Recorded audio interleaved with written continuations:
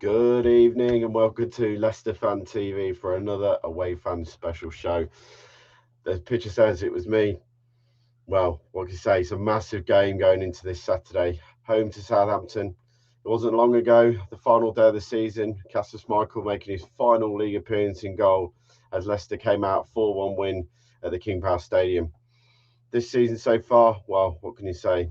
2 games in, 1 point on the board, and a crucial for me, a must win now home game against Southampton, who haven't made life a great start to this season Premier League campaign. A 4-1 loss to Tottenham Hotspurs on the opening day of the season. But after being 2-0 down at home to Leeds United, a brilliant turnaround and a second half performance saw Southampton fight back for a 2-2 draw. I've got Glenn from the Total Saints podcast to join us, and we will look through last season and build it to this season game at the King Power Stadium. Here's Glenn from Total Saints podcast. How are you doing, Glenn? Hello. How are you, mate? You're all right. Yeah, not bad, pal. Not bad at all. As you said, you finished 15th in the Premier League last season, played 38, you won 9 games, lost 16 and drawn 30. You finished on 40 points. You scored 43 and conceded 67 with a goal difference of 24. What did you make of last season as a Saints fan? Because I feel like we were just saying, on the outside looking in, it seems like you've had a couple of indifferent seasons for me. Because you're a team that should be higher up the league, but obviously at the moment you seem to go through stage or spells of the season where you really get going, and then it just seems to fizzle out again. Yeah, we're a team that doesn't seem to have a happy medium. We're either very good or very bad, and that that was very well reflected last season because we had an indifferent start, a brilliant middle of the season where we won something like 8 games out of 12, something like that, and then the on the beach phase of the season was very, very long, and it was kind of the last 3 months where we basically couldn't defend and couldn't attack either. So it wasn't a great combination, and it all combined because that was the most recent part of the season. It kind of put a bit of pressure on the manager at the end of the season. I think we played you boys last game of the season and we were shocking. But the game before that was away at Brentford, and that was even more pathetic. And we lost 3-0, and that was the first time that the crowd sort of en masse have turned against the manager a bit, with all the "you don't know what you're doing" and all this sort of stuff. So, and it seemed that way at the end of the season. It seemed like sort of overthinking, muddled thinking, whatever it was. We were switching formations every 5 minutes, and it was almost like throw it at the wall and see what happens. And yeah, it got to about March, and most Saints fans just wanted the season to be done because we obviously weren't going to be pushing for whatever the Europa Conference League place.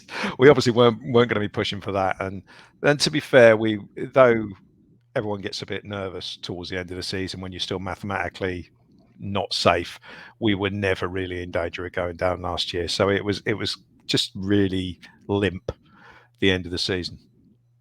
So We talk about the this final game and as a build up to this weekend, a 4-1 loss at the King Power Stadium, a very cagey first half affair, and then a bit of a indifferent spell from the referee. Let's put it in that way. A yeah, moment of madness. Vardy gets taken out off the ball by Romeo. Was a nasty tackle. He knows what he's doing. Everyone's seen it. I think even Saints fans can't sit and say he didn't know what he was doing. He tried to put one on Vardy and he got away with it. Obviously, the referee then stops the game, picks the ball up. because Vardy never goes down unprompted, does he? I mean, Of course it only happened half a game ago. I mean. Oh dear. And then obviously referee picks the ball up.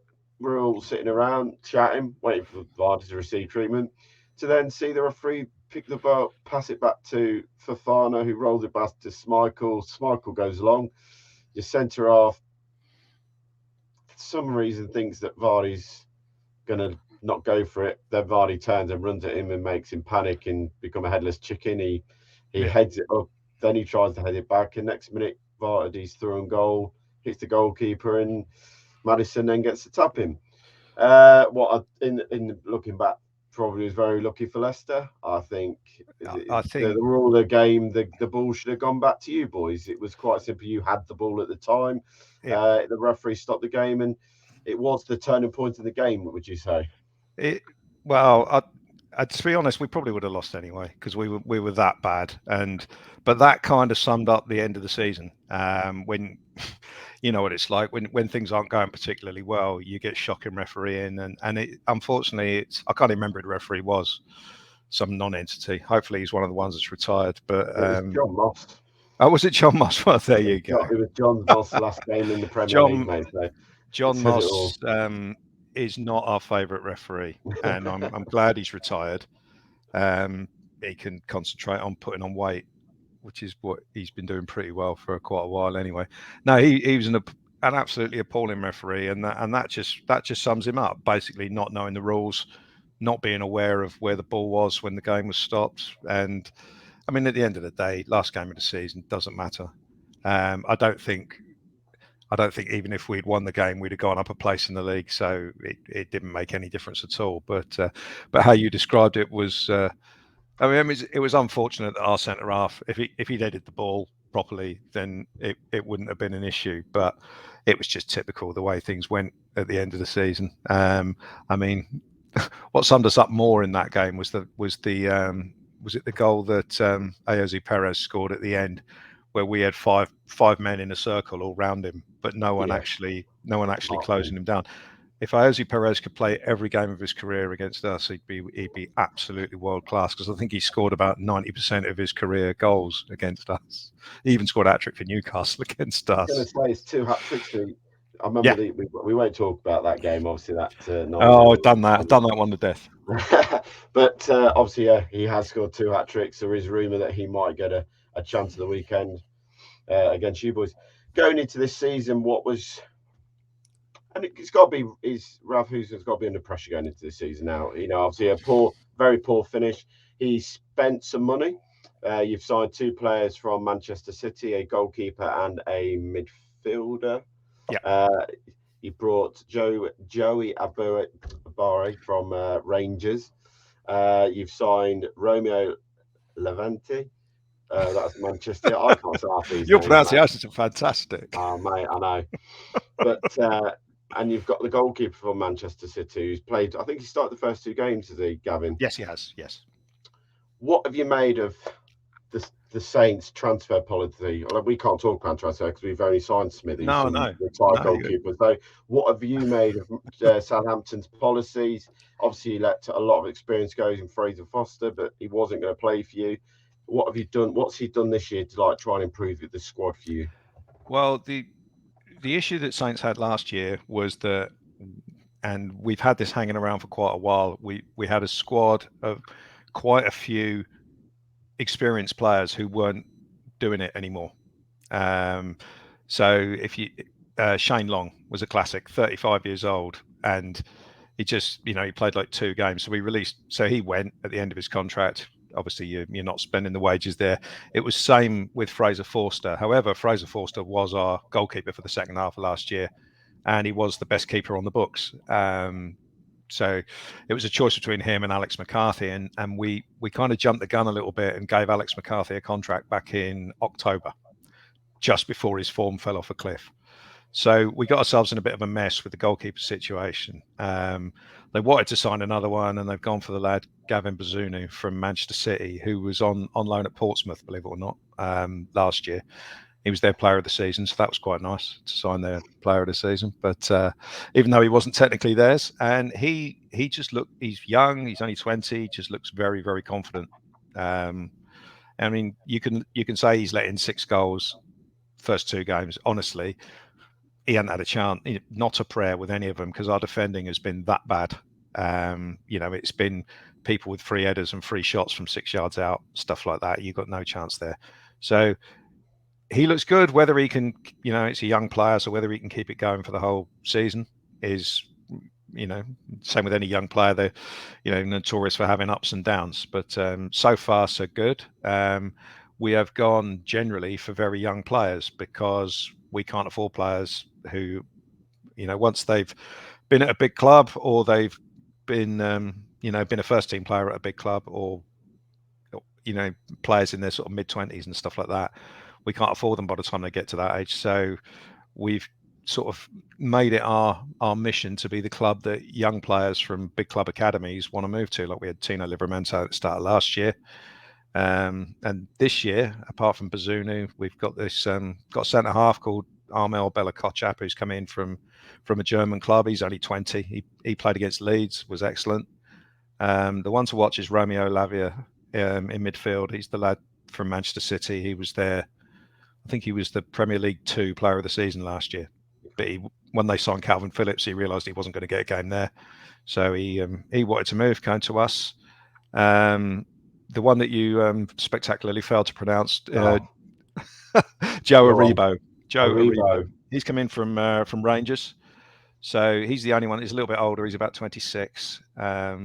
He's a sort of, we haven't quite worked out what his best position is yet. He's just kind of a utility midfield player, but he scored at the weekend. He's got an eye for goal, so I can imagine him sort of playing in midfield, but getting forward and scoring a few goals, which is something we've lacked.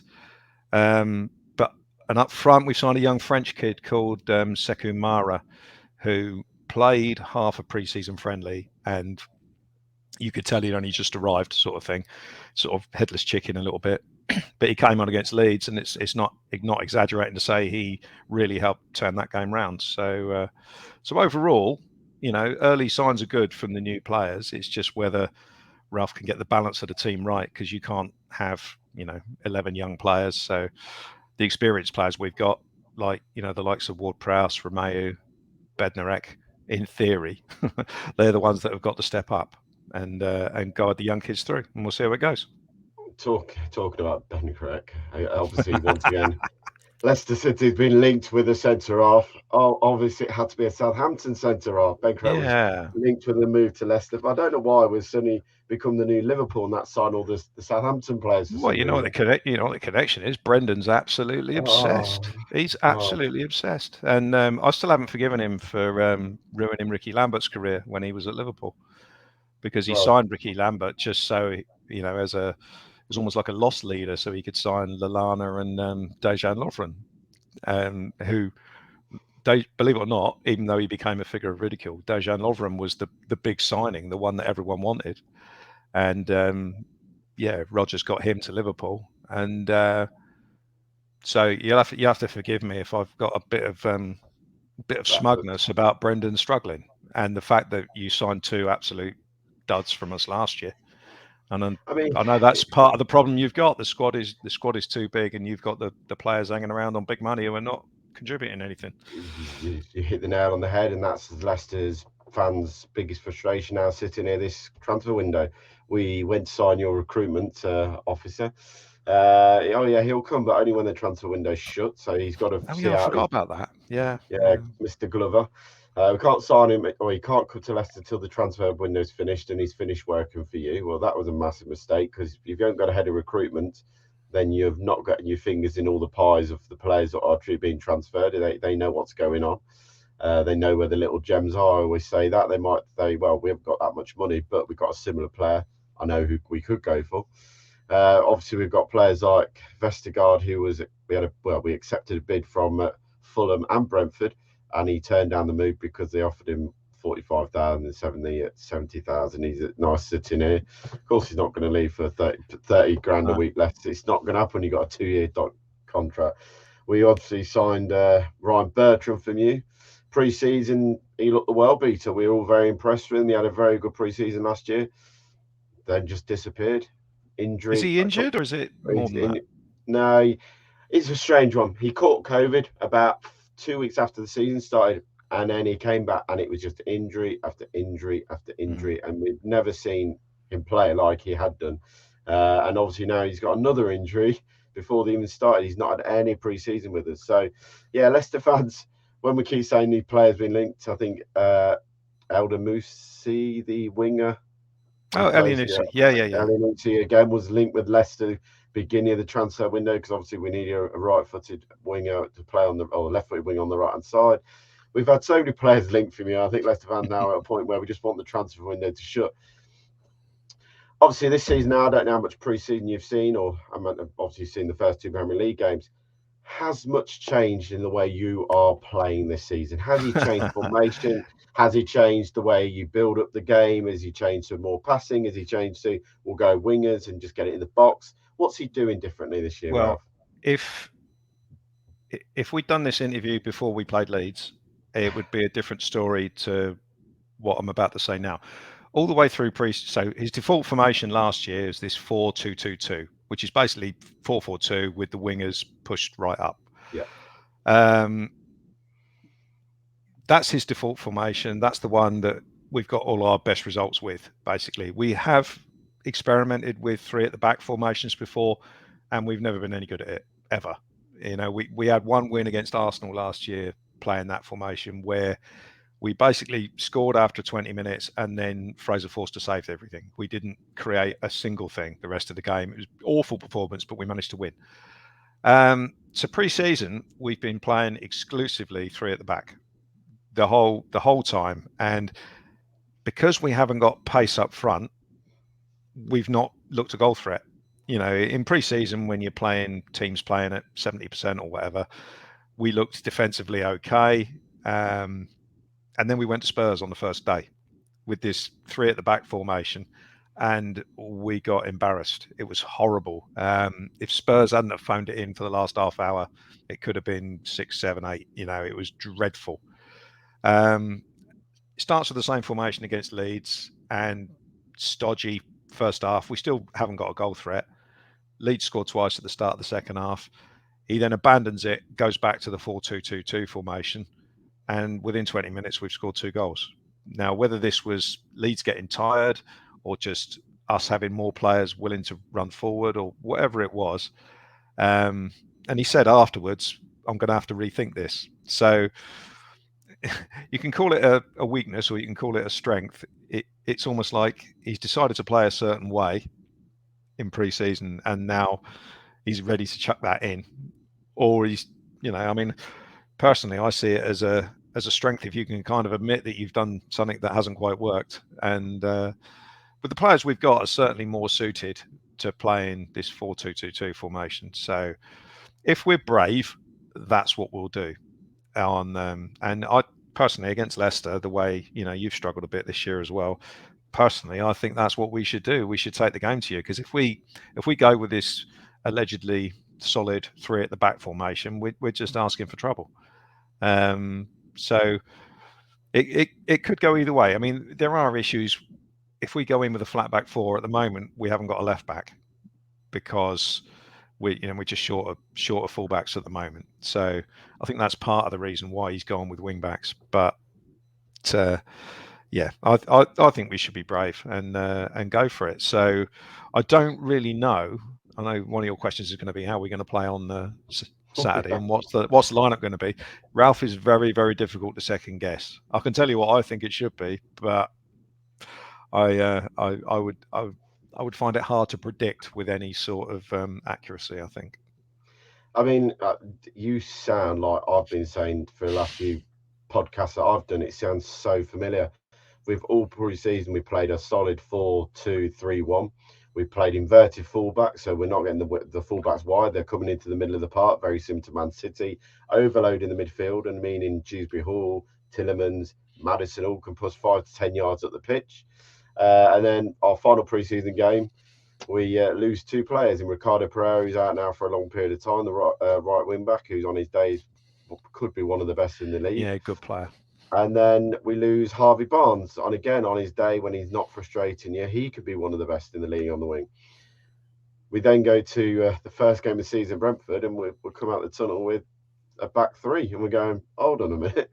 I know we've lost a couple of players, but now just an abandon all your pre-season work to go back to a system that you feel we're more comfortable in defending because we haven't got a natural winger. Going into this weekend, the rumours are that Harvey Barnes trained all week. We'll find out tomorrow in his press conference at 1:30. So that'll be the big one for us. Is Harvey Barnes fit? I generally think that Leicester will go back to the 4 at the back with the 2 inverted fullbacks. Go back to what they've done all pre-season because they've got Harvey Barnes, the natural winger. We can play the right, the fullback as Cassagna, because we all know he's up there. He's a Belgian international. He's not bad himself in Ricardo Pereira's absence. So it'll be an interesting one because, like I say, at the moment, the Leicester fans are trying to pick out what they do after, as you said, a very poor performance. 65 minutes against Brentford. You want to know which team, you could have told which team had been in the Premier League for so long and which one was the second season syndrome, as I put it. But after that, we dropped off the edge of a cliff. We go to Arsenal, you're 3 minutes in, Fofana goes through on goal, and you're just thinking, slide this at one. He missed the chance. Next minute, you go a goal behind to a brilliant goal by Gabriel Jesus. It was a brilliant finish. You then make the second mistake, a Vardy flick on at the near post, and Daniel Amarty's not marking his man. Jesus taps him. You're 2-0 down. It's been a story back end of last season, as you talk about with Ralph. It's the same with Leicester. We're still getting this bit of a hangover. But obviously, the pre-season worked one way, and now we're doing like you've done, gone back to another back three. So it'd be an interesting game at the weekend in the fact that we both could set up with a back three, depending who wants to be the most brave out of the team going into the game. Really. Yeah. It's I think in our case it's slightly different. I think Ralph was kind of battered and bruised by the tail end of last season, and also our first 5 games at the start of the season, we've got Spurs, and then we had Leeds at home, and then we've got Man United, Chelsea. So it's 5.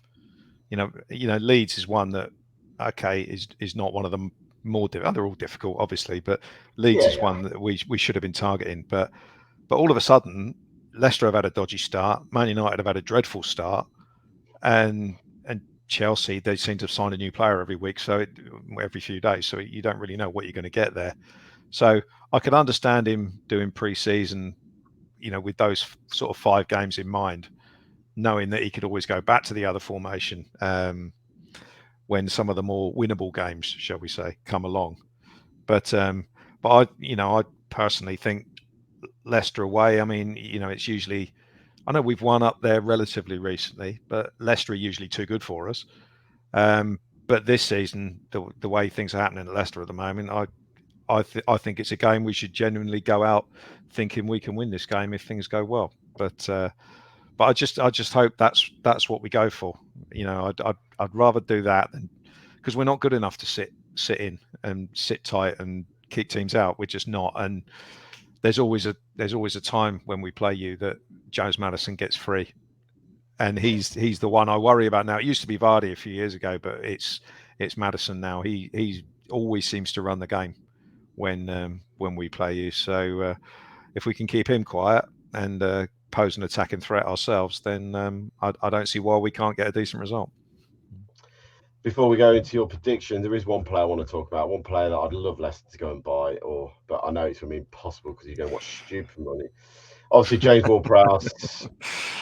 Every time I watch him play, he's a class act. His delivery, some set pieces, his set pieces, shot on goal from free kicks, his corners, his penalties. The lad is phenomenal. Playing for England every single time he gets the opportunity now. What do you feel is going to happen with James Ward-Prowse in your opinion, in his career? Because he's now at the was he 25, 26? No, he's 27 now, I think. 27. So he's coming into his pinnacle of his career, we'd say, at the footballer's age. Yeah. Where do you think he will go? Because there's always that link, but nothing seems to materialise or no bid seems to come in. Do you think he will get that big move one day? I don't know. Is the answer? I really don't know. He's a local lad. He's been at the club since he was 8, and it hasn't been plain sailing for him, because when he was up until he was about 23, or really up until Ralph joined the club, so 3.5 years ago, he never really had a position. He kind of played right wing. He played as a number 10. He played right back quite a bit. He never really had a set position, and we had other players who took all the free kicks and whatnot. And Ralph told him, apparently on day one when he turned up, he said, if you want to play, you got to toughen up, because you got to play in the centre of midfield. You got to toughen up, start making tackles, and not bottling out of everything, which is what he used to do, to be perfectly honest. And since then, he's just gone from strength to strength, and I'm not surprised. He's one of those players that will work every single day to get better. He's got a brilliant attitude, and there are some things he can't do. He's not the quickest, but everything he can control, he will You see so many players with questionable attitudes who just rock up and they're happy to be on the bench and play 5 minutes and get their appearance money, sort of thing. He's not like that at all. He always wants to be driving forwards. I think with regards to moving to other clubs, personally, having seen a number of players over the years leave us when they were 17, or I'm thinking going back years, Theo Walcott left when he was 17, Gareth Bale 18, Alex Oxlade-Chamberlain, Callum Chambers, they all left very, very young. If Ward-Prowse turned around at the end of, even if he turned around this summer or next summer and said, I want to go, personally, I wouldn't have a problem with it, because he's played for us in the first team for 8 or 9 years. I personally wouldn't have a problem with it. But because of the 3 or 4 year contract he's signed, we can basically ask whatever money we want for him at the moment. So it always makes me laugh that sort of like the media that follows the big clubs around, they'll always say, well, he's not worth 80 million. He is to us. And it's like buying and selling a house. If that's what we want, that's what you've got to pay. It's like Declan Rice at West Ham. They're saying 150 million. He ain't worth that, but to them he is, because he's got a 4 year contract. And if that's what, to force him to sell him, that's what you. Same with Fofana, mate. He signed a 5-year deal in March. Yeah. Well, sorry, you signed the 5-year deal, mate. If you're that desperate, you were going to go in the summer. You wouldn't have signed a 5-year deal. You'd left the 3 years to run, and we put less money. Unless they've got a clause put in there, a buyout clause put in there, which doesn't tend to see the light of day when you sign contracts. For all I know, James Ward-Prowse might have if someone bids 50 million, you can go. I don't know, but assuming that's not the case, I can see him being with us for a couple of years. It might be interesting to see what happens with the World Cup, because he didn't make the Euro squad, which was ridiculous, because Southgate was obsessed with taking defenders who were never going to play, like Ben White. So it'll be interesting to see if he does make the World Cup squad. He obviously should do, and I'm very, very biased, but I would have him in the team, because I think he adds something that England just do not have. If we play Rice and Phillips, that's just too similar for me. So you need someone a little bit more progressive. But no, he's a fabulous player for us, and I hope he stays his entire career. But I certainly won't begrudge him if he does want to move to a big club, as long as it's not Man United.